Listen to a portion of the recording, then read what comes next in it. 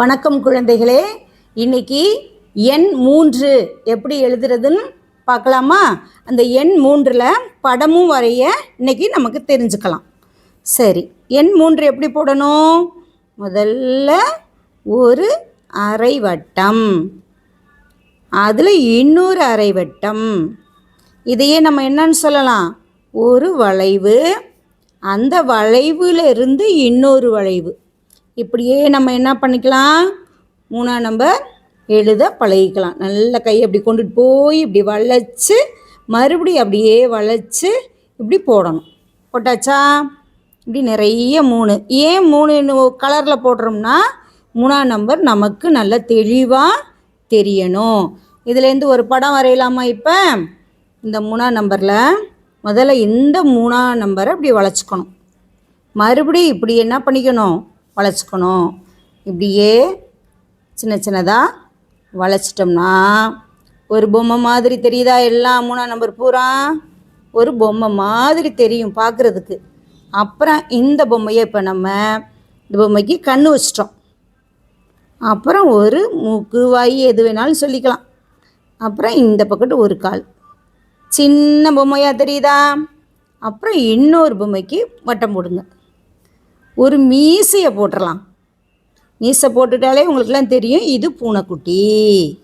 அதுக்கு ஒரு காது, 2 காது இப்படி நேராக வச்சிடலாம். வச்சுட்டு ஒரு வால், பூனைக்குட்டி மாதிரி தெரியுதா? ஈஸியாக இருக்கா படம்? அப்புறம் இன்னொரு 2 கண், இப்படி ஒரு காது இந்த பக்கம் போட்டுக்குவோம். போட்டுட்டோமா? நல்ல டாலாக இருக்கா? அழகான பொம்மையாக தெரியுதா? இப்போ இதுக்கு கால் வச்சுட்டு இதை டிசைன் பண்ணிக்கலாம். கை இதெல்லாம். இது இன்னொரு அழகான பொம்மை.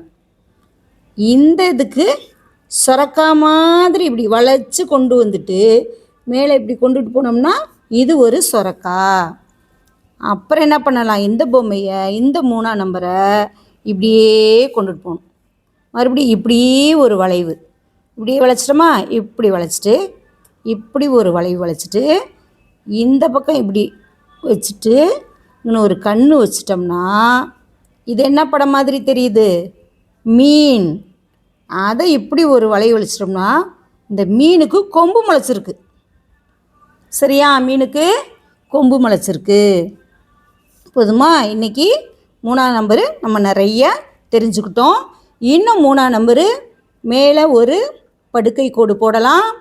அப்படியே இன்னொரு கோடு இப்படி கிராஸாக கொண்டு வரலாம். அப்புறம் ஒரு வளைவு. இப்படியும் 3 நம்ம போட பழகிக்கலாம். இது கொஞ்சம் என்னம்மா ஈஸியாக இருக்கும் குழந்தைகளுக்கு போடுறதுக்கு. இந்த மாதிரியும் நம்ம 3ஆம் நம்பர் பழகலாம்.